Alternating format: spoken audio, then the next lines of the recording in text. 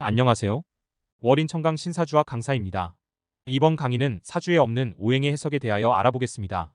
사주를 감명할 때 사주 주인공이 무엇이 부족한가를 먼저 아는 것이 중요하다. 장점과 단점을 모두 분석해야 되겠지만 우선 단점을 파악하는 것이 중요하다. 사주를 보러 오는 사람들은 무엇인가 문제가 있기 때문에 상담을 하러 오는 것이다. 그래서 먼저 내담자의 부족한 부분을 파악해놓고 상담을 시작하는 것이 현명한 방법이라고 하겠다. 사주에서 오행은 목, 화, 토, 금, 수가 있다. 오행이 부족하면 나타나는 문제들을 차례로 분석해 보도록 하겠다. 사주에 목이 없는 경우는 계절적으로 봄의 기운이 없다는 것이고 하루의 개념으로는 아침의 기운이 없는 것이다.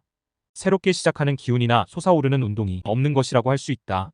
이 점을 기준으로 물상으로 해석을 하면 계획, 시작, 창작, 교육, 대화 등의 능력이 떨어진다고 볼 수 있다. 사주에 화가 없는 경우는 계절적으로 여름의 기운이 없다는 것이고 하루의 개념으로는 낮의 기운이 없는 것이다.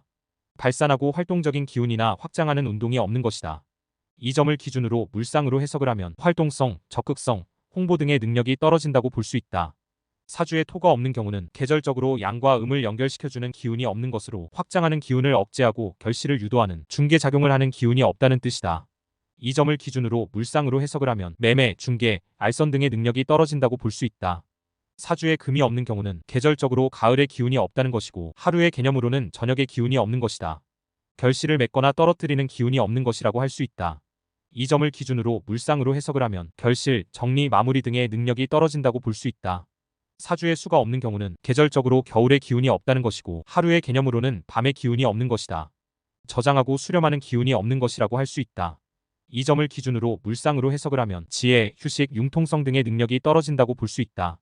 사주에 없는 오행이 가장 약한 것이고 다음으로는 지장간의 유무를 살펴야 할 것이다. 사주에 있어도 극을 당하거나 허약한 상태를 살피는 것도 중요하겠다. 사주 공부하시기 많이 힘드시죠? 어려운 한자를 몰라도 쉽게 공부를 하실 수 있게 도와드리겠습니다. 네이버나 다음에 월인 청강 신사주학 카페로 오시면 전국 교육원에서 무료 사주 강의를 들으실 수 있고 사주 공부에 많은 도움을 받을 수 있습니다. 구독과 좋아요 눌러주시면 좋은 일이 생기실 거예요. 시청해주셔서 감사합니다.